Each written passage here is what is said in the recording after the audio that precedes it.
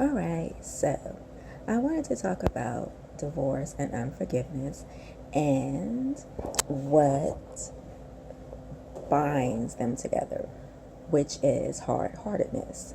Now, recently I've seen people make videos about when is it okay to divorce. Um, I would say that there's no reasons at all to be able to divorce. Why did you get married in the first place if you are going to marry with conditions? We are to love our spouses unconditionally. That means they will make mistakes, whether it's infidelity, whether it could be anything. The vows say for better or for worse, in sickness and in health. It's going to be things that will come and test a marriage. A marriage will never be perfect because there are two imperfect people. So the Pharisees love to test Jesus. They always love to do that. And they brought up to him about is it okay to divorce a wife? And Jesus was like, Moses is the one who came up with the idea about divorcement. But from the beginning, it wasn't so. God did not want us to divorce. Before the church was created, marriage was. And that's why Christ compares how a husband is supposed to love his wife. He's supposed to love as Christ loved the church. Okay, that is what a husband is supposed to do. So we have to think about it like this.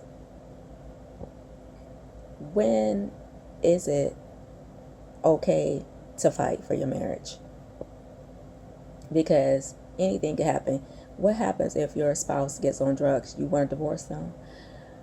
What happens if your spouse gets in an accident and they are bound to a wheelchair and they can't work that good job that they had anymore?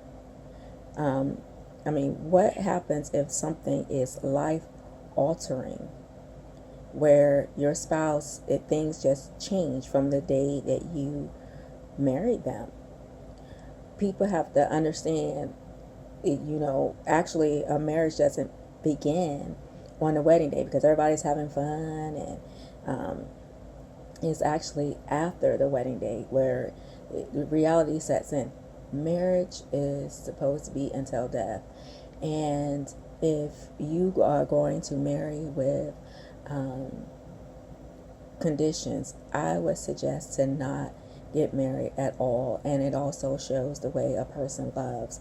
Like, if you are not if you're going to have stipulations on how long you're going to stand in a marriage, how much you're going to be able to take, is about how much you're going to be able to take, instead of how much are you going to be able to love and show the love of Christ, then that's a problem. And if you ever have a problem with knowing how to love your spouse, check 1 Corinthians 13. The Bible has everything in it to help us be able to make it in life. But yes, I feel like you should never divorce because God hates divorce. There's no excuse. We are supposed to hate the things God hates and love the things that God loves. And it's not a surprise in this world, in this day and time, to see people get a divorce. I'd be surprised to see people wanting to stand and fight for their marriage.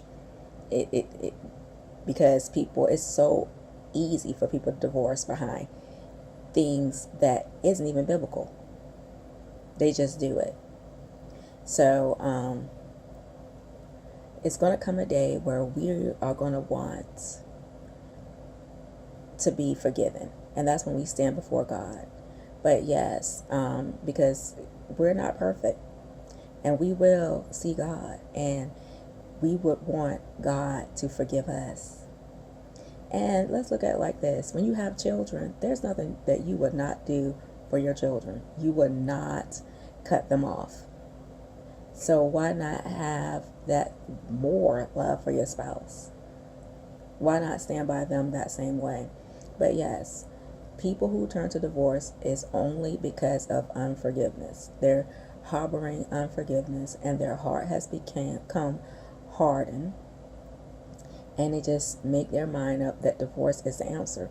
But newsflash, divorce does not stop the pain. It doesn't change what happens. Love can change a lot of things. Forgiveness can change a lot of things. I would love to see more people standing for marriage instead of coming up with ways to get out of a marriage and get into another one, which isn't going to solve anything if you still haven't worked on the problem of the reason why your first marriage failed.